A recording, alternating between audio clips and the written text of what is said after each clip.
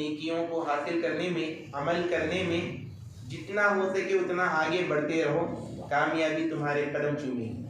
پھر اس کے بعد آخر میں فرمایا گیا تھا کہ فلا تخشوہم واخشوہم، کہ تم خدا کے علاوہ کسی سے مت ڈرو، ڈرنا ہے تو صرف اور صرف ایک ہی سے ڈرو، ایک ہی ذات سے ڈرو، وہ جو تمہارا معبود ہے، جس کی تم عبادت کرتے ہو۔ خدا کو چھوڑ کر کسی کی عبادت نہیں کرنا ہے اور کسی سے ڈرنا بھی نہیں۔ ڈرنا ہے تو صرف اور صرف کس سے ڈرنا ہے؟ اللہ ہی سے ڈرو، اس کے عذابات سے ڈرو۔ جہنم کو یاد کر کے کبھی ڈرا کرو، کبھی قبر کی پہلی رات کو یاد کر کے ڈرو، کبھی اندھیری قبر کو یاد کر کے ڈرو، کبھی گناہوں پر نادم ہو کر ڈرو، توبہ آنسو بہا کر اپنے رب کو راضی کرو۔ پھر فرمایا آگے وَلِيُتِمَّ نِعْمَتِهِ عَلَيْكُمْ، اور ڈرو تم مجھ سے تو میں تم پر کتنے احسانات کرتا ہوں کہ میں نے تم پر اپنا انعام تمہیں دے دیا، انعام دے دیا تم پر۔ کون سا انعام؟ کہ تمہارے لیے سب سے بڑی نعمت یہ ملی کہ کعبہ جو ہے تمہارا قبلہ متعین ہوگا قیامت تک کے، اب بدلنے والا نہیں ہے۔ اب جب بھی نماز پڑھو تو قبلے کی طرف قبلہ تمہارے لیے کنفارم ہے۔ وَلَعَلَّكُمْ تَهْتَدُونَ، اور تم راہ راست پر ثابت قدم رہو، جو تم سیدھا راستہ چل رہے ہو نیکیوں والا، اس پر استقامت کے ساتھ رہو۔ ایسا نہیں کہ آج خوب عمل کر لیے کل چلے گئے، نہیں، ہمیشہ کرو، تھوڑا ہی صحیح کیوں نہ ہو لیکن ثابت قدمی کے ساتھ کیا کرو، کنٹینیوسلی کیا کرو، ریگولر کیا کرو۔ آج نماز پڑھ لیے، دل بولا تہجد کیوں، رات تمام نماز پڑھے، فجر میں سو گئے، ایسا نہ کیا کرو۔ اگر نہیں ہو سکتا تو 2 رکعت ہی پڑھو، سو جاؤ اور نماز فجر کے لیے اٹھ جاؤ، پابندی کے ساتھ جو بھی عمل کرو اس پر پابندی کے ساتھ ثابت قدم رہو۔ اب اس کے بعد آگے اگلی آیت کریمہ آج کے درس کی آ رہی ہے، کما ارسلنا فیکم رسولا منکم، اور جیسا کہ ہم نے بھیجا ہے تمہارے درمیان میں ایک عظمت والے رسول کو، ایک عظمت والے رسول کو تم پر بھیجا ہے۔ اللہ تعالیٰ نے کعبے کا ذکر ہوا، کعبہ قبلہ متعین ہوا، تو اسی کعبے کی تعمیر جب مکمل ہوئی تو اللہ کے نبی حضرت ابراہیم خلیل اللہ علیہ السلام نے دعا مانگی تھی کہ ربنا وبعث فیہم رسولا منہم یتلو علیہم آیاتہ، پروردگار عالم جو رسول آنے والے ہیں جن کے لیے تو نے کعبے کو بنانے کا حکم دیا ہے، اس عظمت والے رسول کو میری اولاد میں بھیج۔ یہ دعا تھی حضرت ابراہیم خلیل اللہ کی۔ ایسے عظمت والے رسول جن کے اندر تمام انبیاء کے کمالات رکھے ہوئے ہیں، ہر نبی کے اندر ایک کمال تھا، نبی کریم علیہ السلام کے اندر سارے کمالات موجود تھے۔ آدم سے لے کر عیسیٰ علیہ السلام تک جتنے انبیاء آئے ہر ایک کے اندر کچھ نہ کچھ تھا، کچھ نہیں تھا، لیکن حضور پاک علیہ السلام کو اللہ نے شان سے بھیجا کہ تمام انبیاء کے جامع کمالات بنا کر نبی کریم صلی اللہ علیہ وسلم کو دنیا میں مبعوث کیا گیا۔ ایسے عظمت والے رسول تمہیں ملے گی۔ اب یہ رسول کیا کرتے ہیں؟ یتلو علیکم آیاتنا، ہماری آیتوں کو، قرآن کی آیتوں کو پڑھ کر سناتے ہیں۔ تم جاہل تھے، انسانیت تمہاری مٹ گئی تھی، زبان تو اچھی تھی، لینگویج زبردست تھی، فصاحت و بلاغت کے تم شہ سوار تھے، لیکن تمہاری اس فصاحت و بلاغت کے سامنے جب ہماری آیتوں کو، قرآن کو میرا حبیب پڑھ کر سناتا ہے تو تم ان آیتوں کے سامنے اپنی عاجزی تصور کرتے ہو، خود عاجز آ جاتے ہو، تم اس کا مقابلہ نہیں کر سکتے۔ ایسی آیتیں ہیں قرآن۔ اب یہ آیتیں آتی ہیں تو کیا ہوتا ہے؟ وہ یزکیکم، اور ہمارے حضور کا کام کیا ہے؟ وہ تم کو خوب پاک کرتے ہیں، خوب پاک و صاف کرتے ہیں۔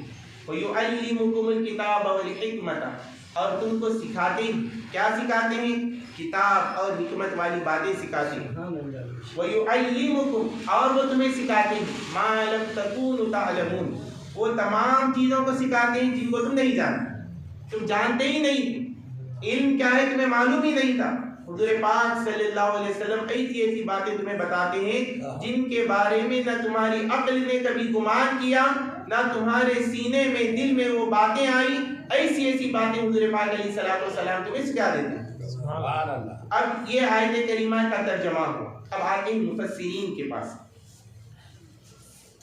ایک بڑی عالی کتاب ہے تفسیر مظہری، جس کے مفسر ہیں، تفسیر کرنے والے ہیں قاضی ثناء اللہ پانی پتی علیہ رحمت رضوان، سلسلے نقشبندیہ کے یہ بزرگ ہیں۔ اب یہ اس آیت کریمہ کے تعلق سے ارشاد فرماتے ہیں اپنی کتاب تفسیر میں، کیا فرماتے ہیں؟ تکرار الفعلی یدل علی ان ھذا التعلیم من جنس آخر، کہ یہاں پر ایک عربی زبان میں ایک ورب ہوتا ہے جسے فعل کہتے ہیں۔ یہاں پہ اس آیت میں دو فعل آئے، دو مرتبہ ذکر کیا گیا، یعلمکم، وہ تمہیں سکھاتے ہیں، الگ الگ مقام پر۔ پہلی بار سکھایا گیا کہ کتاب اور حکمت سکھاتے ہیں، پھر دوسری بار بتایا یعلمکم، وہ تمہیں سکھاتے ہیں وہ چیزیں جن کو تم نہیں جانتے۔ تو رب کا کلام میں دو مرتبہ کیوں ذکر کیا گیا؟ تو حضرت فرماتے ہیں یا فعل کو، ورب کو دو بار لانا، مکرر لانا، ریپیٹ لانا، یہ دلالت کرتا ہے اس بات پر کہ یہ تعلیم الگ ہے، وہ تعلیم الگ ہے، دو تعلیم الگ الگ ہے۔ حضور یہ تعلیم بھی الگ دیتے ہیں، وہ تعلیم بھی الگ دیتے ہیں۔ کتاب کی تعلیم الگ ہے، حکمت کی باتیں الگ ہے، اور ایک الگ تعلیم ہے جو دوسری تعلیم ہے جس کو ہم سمجھ نہیں سکتے۔ پھر حضرت فرماتے ہیں، کیا فرماتے ہیں؟ آگے لکھتے ہیں لعل المراد به العلم اللدنی، کہ شاید کہ اس علم سے مراد کیا ہے معلوم؟ وہ علم لدنی، علم لدنی ہے جو کتابوں سے نہیں ملتا، جو کتابوں سے نہیں ملتا، جو اس کے بارے میں حضرت فرماتے ہیں الماخوذ من بطون القرآن، جو کہاں سے آتا ہے معلوم؟ قرآن کے بطن سے آتا ہے، قرآن کے اندر سے آ جاتا ہے، وہ دکھتا نہیں۔ ہم اب تک پڑھے ہیں قرآن، کبھی معلوم ہوا کیا ہمارے؟ لیکن آؤ امام اعظم کی بارگاہ میں، جب امام اعظم قرآن کو پڑھتے ہیں تو قرآن کی آیتوں میں سے ہزاروں مسئلے نکال دیتے ہیں۔ ہم اب تک کئی بار بچپن سے پڑھتے آئے قرآن، لیکن ایک مسئلہ نہیں دکھا، لیکن امام اعظم پڑھتے ہیں تو اس کے اندر سے کئی مسائل نکل رہی ہیں، اس کے اندر سے نکال رہے ہیں، استدلال قرآن سے ہی ہو رہا ہے۔ پھر اس کے بعد آگے فرمایا وَمِن مِشْكَاةِ صَدْرِ النَّبِيِّ صلی اللہ علیہ وسلم الَّذِي لَا سَبِيلَ إِلَىٰ دَرْكِهِ إِلَّا الْإِنْقَاصِ، کہ کیا ہی پیاری بات بتاتے ہیں کہ وہ علم لدنی کیسا ہے جو قرآن کے باطن سے اور نبی مکرم صلی اللہ علیہ وسلم کے منور و روشن سینے سے حاصل ہوتا ہے، وہ کتابوں سے حاصل نہیں ہوتا۔ قیامت تک کے کسی کو نبی کریم علیہ الصلوۃ والسلام بفیض خاص اپنے سینے سے ڈائریکٹ ادا کر دیتے ہیں تو کبھی ہم نے دیکھا ہے، سنا ہے۔ یہ جو پیری مریدی کا سلسلہ ہوتا ہے، اب دنیا کے کئی سلسلے ہیں، عرب کے الگ سلسلے ہیں، عجم کے الگ سلسلے ہیں، لیکن مشہور جو سلاسل آتے ہیں وہ چار بتائے جاتے ہیں، ایک نقشبندیہ ہے، قادریہ ہے، سہروردیہ ہے، چشتیہ ہے۔ اس کے دماغ میں کئی جیسے برانچز ہوتے ہیں، اس کے ساتھ کئی برانچز ہوتے ہیں، تو ایک مرکز ہوتا ہے، اس کے کئی برانچز ہوتے ہیں، کئی برانچز ہیں، اس کے الگ الگ شاخیں ہیں پوری۔ تو ان تمام سلاسل میں دیکھتے ہیں تو ہر ایک کے اندر ذکر کرنے کے دو طریقے آتے ہیں سلاسل میں اگر دیکھا جائے۔ ایک ذکر وہ ہوتا ہے جو بآواز بلند ہوتا ہے، یہ بھی جائز ہے، اور ایک ذکر وہ ہوتا ہے جو دل سے کیا جاتا ہے، قلب سے کیا جاتا ہے۔ اس کے اندر ہوا سے خمسہ کا ذکر نہیں ہوتا، حرکت نہیں ہوتی، زبان کو حرکت نہیں دی جاتی، دل سے اس کا ذکر ہوتا ہے، دل سے رب کو پکارا جاتا ہے۔ یہ بھی درست ہے، یہ بھی درست ہے۔ آپ ذکر سری کرو یا ذکر جہری کرو، مائنڈ جو ہمارا ہوتا ہے جب ہم کسی کے مرید بنتے ہیں تو وہ یہ تعلیم دیتے ہیں اپنے مریدین کو کہ تم ذکر کیسا کرو معلوم؟ ایسے کرنا کہ اللہ کا فیض میرے مرشد کے قلب پر آ رہا ہے اور مرشد کے قلب سے میرے سینے میں آ رہا ہے۔ یہ کون سا عمل ہے، جو کون سا کنیکشن ہے جو آ رہا ہے؟ وَيُعَلِّمُكُمْ مَا لَمْ تَكُونُوا تَعْلَمُونَ، یہ علم لدنی وہ علم ہے۔ اور اس کی دلیل قرآن پاک سے بھی ملتی ہے کہ حضرت موسیٰ علیہ السلام جیسے عظمت والے نبی اور حضرت خضر علیہ السلام کا مقابلہ ہوا، دونوں آپس میں ملاقات ہوئی، تو ایک علم تھا جو موسیٰ علیہ السلام کے پاس تھا، ایک علم تھا جو حضرت خضر علیہ السلام کے پاس تھا، دو علم الگ الگ تھے۔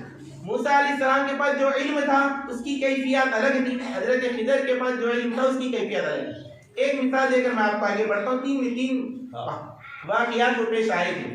ایک واقعہ یہ ہوا تھا کہ حضرت خضر علیہ السلام موسیٰ علیہ السلام کو لے کر چلے مثال ایک بستی میں داخل ہوئی، تو وہاں کے لوگوں نے جب مہمان کوئی آتا ہے تو کام یہ ہے میزبان کا کہ ان کی خدمت کرنا۔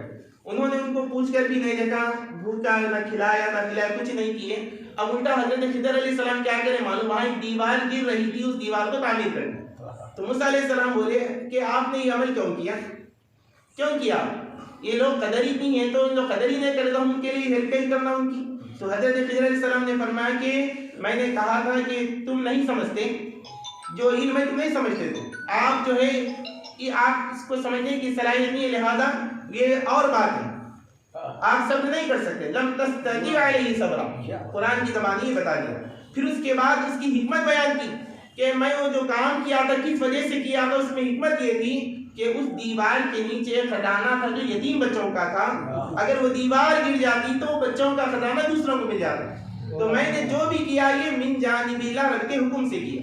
تو ایک علم ظاہر ہوتا ہے، ایک علم باطن ہوتا ہے، اور باطنی جو علم ہے یہ علم ظاہر سے الگ نہیں ہے، یہ آتا ہے کیسے؟ یا تو خدا اللہ تعالیٰ اپنے حبیب پاک علیہ السلام کے سینے مبارکہ سے حضور پاک علیہ السلام کو عطا کیا اللہ نے، اور حضور اپنے سینے خاص سے جس کو چاہتے ہیں سرفراز فرما دیتے ہیں، اور صحابہ کرام کی ذات بابرکت تھی۔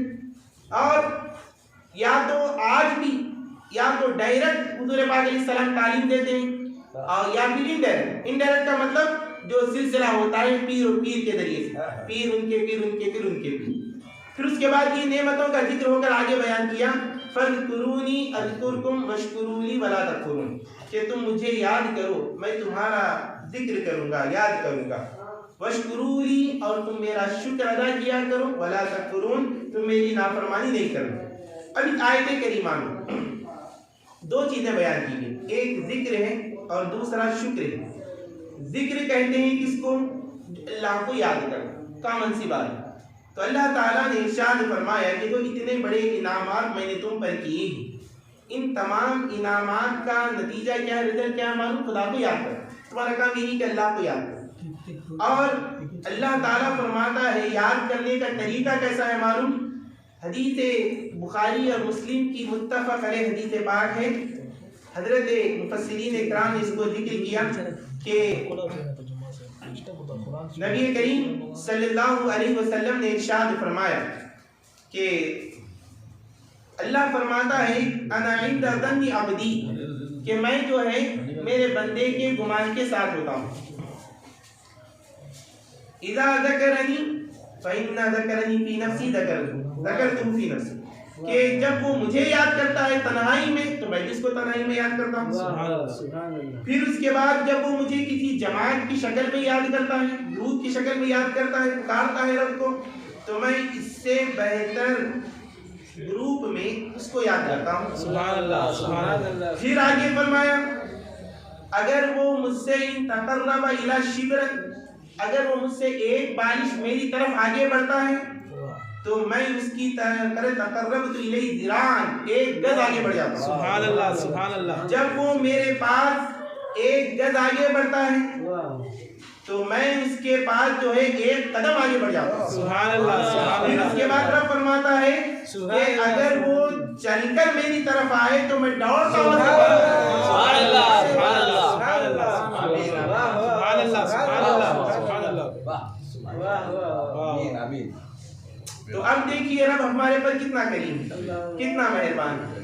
دنیا کے کسی انسان کے پاس جائیے، کسی عہدیدار کے پاس جائیے، وہ آپ کو مشکلات میں ڈال دے گا، صبح سے دوپہر کرا دے گا، مگر کبھی دروازہ کھولے گا نہیں، باہر آئے گا۔ یہ دنیا دار ہے، لیکن وہ خدا کتنا مہربان ہے اپنے بندوں پر۔ وہ کہتا ہے کہ بندے تو میرے پاس آ تو صحیح، مجھے پکار تو صحیح، تو ذرا چل میرے پاس قریب آ، دیکھ میں تجھ پر کتنا مہربانی کرتا ہوں۔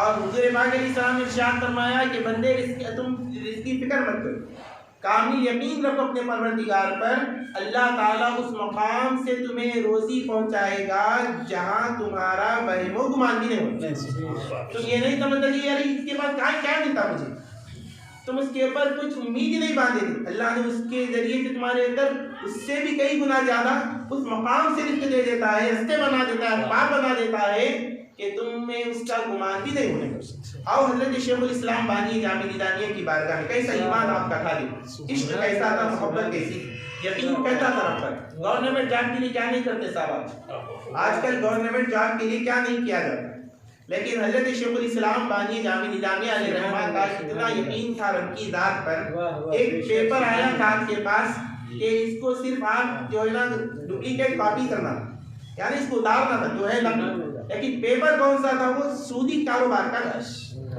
اور سود کے بارے میں قرآن میں حرام آیا، سود حرام ہے۔ حرم الربا احل اللہ البیع وحرم الربا، اللہ نے بیع کو حلال کیا، سود کو حرام کیا۔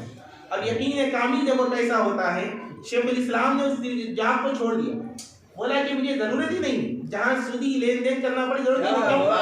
آفیسر جو ہوتا ہے، جو وہاں کا مالک ہوتا ہے، اس کی بات ماننا ہی پڑتا، اس کی جو مانتا ہے تو بولتے۔ شیخ الاسلام نے دیکھا یہ تو اسلام کی اجازت نہیں دیتا، نہ ہی مجھے تمہاری روزی کی ضرورت ہے، نہ پیسوں کی ضرورت ہے، مجھے یہ جاب کی ضرورت نہیں ہے۔ گورنمنٹ جاب کو آپ نے چھوڑ دیا، بادشاہی وقت تھا، دور بادشاہی تھا، تو اللہ تعالیٰ نے انعام کیا فرمایا کہ جو دنیا کے لیے گورنمنٹ کی جاب کے لیے جو ہے در در پھرتے ہیں، شیخ الاسلام کی بارگاہ میں بادشاہوں کو متوجہ کرا دیا، بادشاہوں کا حاضر کر دیا۔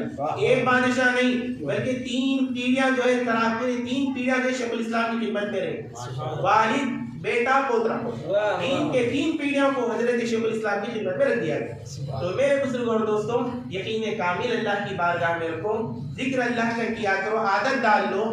علماء اکرام ہمارے استاد محترم نے ایک اچھی بات بتائی تھی کہ انسان جب دل سے ہوتا ہے نا، جب ہم نے یاد الہی سے بھول گئے، یاد الہی دل سے نکل گیا تو کئی امراض جنم لینے لگے، کیونکہ انسان کی بیماریوں کا سب سے زیادہ سبب دل سے ہوتا ہے۔ اب دل جب یاد الہی سے غافل ہو گیا تو کیا ہوا؟ دیکھو ہارٹ اٹیک بل کے آ گیا، اور بی پی آ گیا، شوگر آ گیا، دیابیطس، نہ جانے کتنے امراض، اور سارے امراض کا جو ریزن ہے وہ دل جب پمپنگ سسٹم ختم ہو جاتا ہے دل میں تو کئی بیماریاں جنم لینے لگتی ہیں۔ تو وہ پمپنگ سسٹم اچھا ہونے کے لیے کیا کرنا معلوم؟ اس دل کو رب کی یاد سے جوڑ لیا کرو، انشاءاللہ اللہ تعالیٰ برکت عطا فرمائے گا۔ آخر میں اللہ سے دعا کرتا ہوں کہ پروردگار عالم جو کچھ کہا گیا اور سنا گیا ہے، کہنے اور سننے کی زیادہ عمل کی توفیق عطا فرما، جسم کی زندگی دے مولا، ایمان پر ہمارا خاتمہ فرما، صبح و شام مولا تیرا ذکر کرنے والا زبان